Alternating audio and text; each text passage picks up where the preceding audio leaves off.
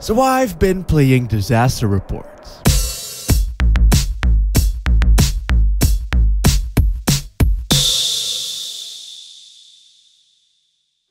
You know, there's something truly special about finding a game that just strikes every single chord. A game that somehow manages to feel nostalgic despite you never having played it before. It tugs at your heartstrings, fiddles your nipples, gives you the cheeky reach around while pegging. A game that completely aligns itself with every single facet of your entire existing being. Your soul game. And for me, Disaster Reports is not that game. No.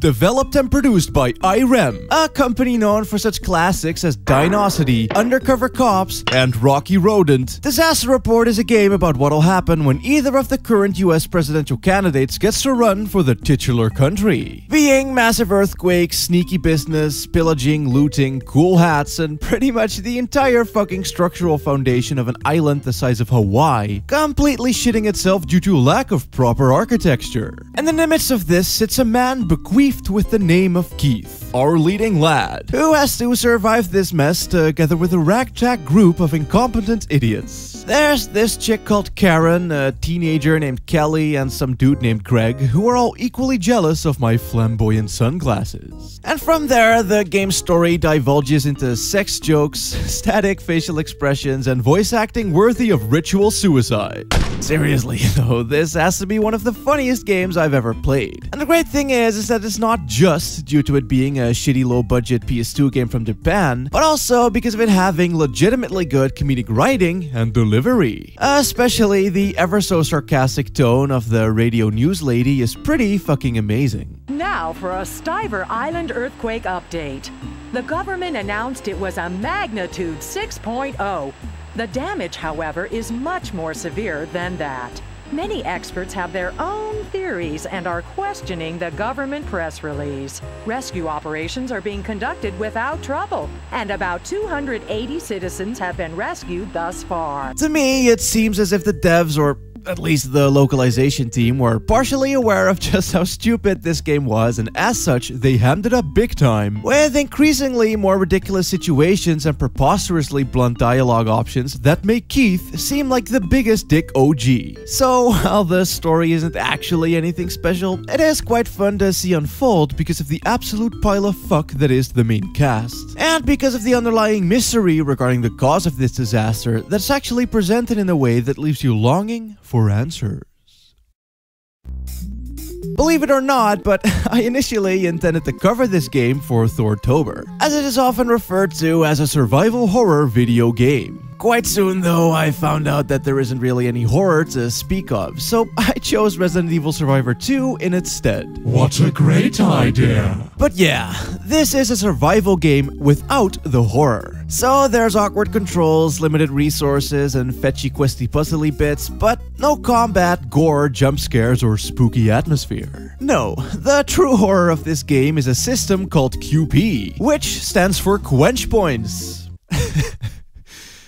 Yeah, I did not make that up. Climbing rock faces, scaling buildings, escaping dastardly traps. Shit's hard work. So to keep Keith from limping out on us, we need to moisturize his cavities well proper-like. You do this by either drinking from the plethora of taps scattered around the city, even in the fucking sewers, or by filling up your water bottle when available and take a cheeky sip from that. Your partners, of course, also partake in the tense quench action, though I honestly have no idea if giving them water really matters or not. But in Keith's case, his moist levels are indicated by a pegged blue bar below his health. And while this is, by all accounts, a pretty cool little addition, it's rarely ever utilized in a way other than, well, it's a mechanic, I guess. To elaborate on this, I had written down taps. Always taps. In my notes, referring to the fact that the game literally spams you with bottle-filling, dick-ripping, water-sipping opportunities on literally every single street corner. So having Keith the Cutie running out of QP was never an issue, which begs the question as to why the blue bar was ever needed in the first place. Exploit factoid! Dying resets your health and QP, so killing yourself has less of a penalty than surviving a situation and having to heal up later. Wow! Suicide! Besides being a thirsty fucking game, Disaster Report also involves a bunch of disasters. Usually, these tend to take shape in the form of earthquakes, destroying parts of the environment in real time, and honestly, actually being really quite impressive and cool and dynamic, but also holy fucking shit my frame rate. Anyway, during these events that would make even Uncharted jealous, you need to brace thine buttocks. Gonna keep that booty clean and pristine after all, so it is recommended that one holds down the R1 button whenever the screen starts shaking, indicating that shit will go down soon. I suppose that something that's essentially an unspecified QTE by today's standards isn't really as exciting or fresh. But it actually plays into the game in a number of really cool ways. Thing is that Disaster Report will rarely cut away during moments of epic destruction. So you, the player, starts to feel really involved in this world falling apart. Making your way through a dilapidating football stadium or scaling a giant skyscraper is so much more cooler when you're actually expected to deal with the game's cinematic bullshit. Though, sometimes bracing can also get you killed, as things starting to shake could also just as well indicate that there's a bus waiting to fall on top of you, resulting in a few unfair deaths. But besides some minor snacks like that, it's not really treated as much of a gimmick as it honestly could have been. Like, they tend to get pretty hands-on with this shit, as even when rafting down a river, one is still expected to brace, which keeps you on your toes and adds an extra layer of player involvement to the already quite fun exploration. I mean, the areas are large and varied. There are shopping malls, luscious parks, tons of nondescript buildings and lootable stores, suburbs, wide open streets, and overall this rather expansive cityscape provided a lot of exciting entertainment.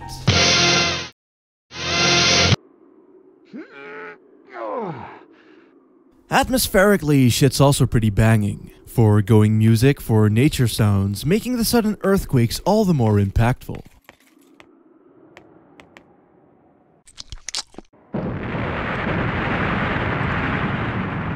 Of course, it has a contrasting overtone of lighthearted fun time, which, despite this maybe seeming out of place to some, ties it together very well in my opinion. But the dedication the developers had to making a playable disaster sim is really quite respectable.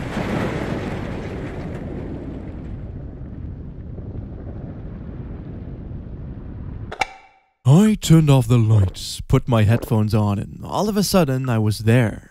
Kinda. I felt every tremor. Thought about which items to take with me, considered which path of rubble and wreckage would be more stable, and proudly wore my dashing hat. I've stated this a few times now, but Disaster Report is very involving, and the lack of music, moderately emergent gameplay, and an interesting plot with an environment that can and will collapse all around you in real time contributes to this immensely. And sure, the graphics might be a bit bland and the sound design is also very stock sound heavy, but it's the attention to detail combined with player involvement that creates its atmosphere.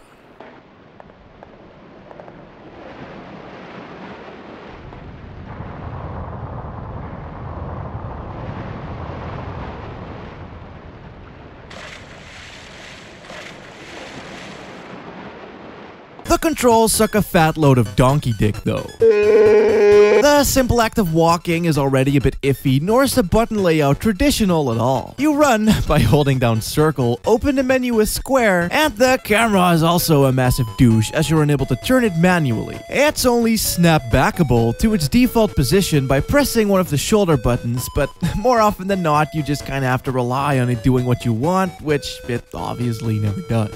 Of course, most of the game involves you leisurely exploring, so it's not like you end up dying a lot because of it. Sans for this one platforming section, which was a wee bit naff, due to the camera and the fact that the jumping and grabbing onto ledges stuff is an automated process, Legend of Zelda style, but nowhere near as good. What is good though, is this game. And not just novelty, jokey, ironic, fun time good either. It has split pathways based on some of the dialogue options you make, and even something as seemingly small as taking along a fire extinguisher, sacrificing some slots in your inventory, can lead to optional areas otherwise blocked off by fire. Not a hard game by any means, and I think it might not be as hardcore as some fans of more traditional survival games might want it to be, but I do legitimately recommend you giving it a try if it seemed at all interesting to you, even if it is just for the sarcastic radio lady. Thankfully, it seems that the operations are going smoothly, without major incident.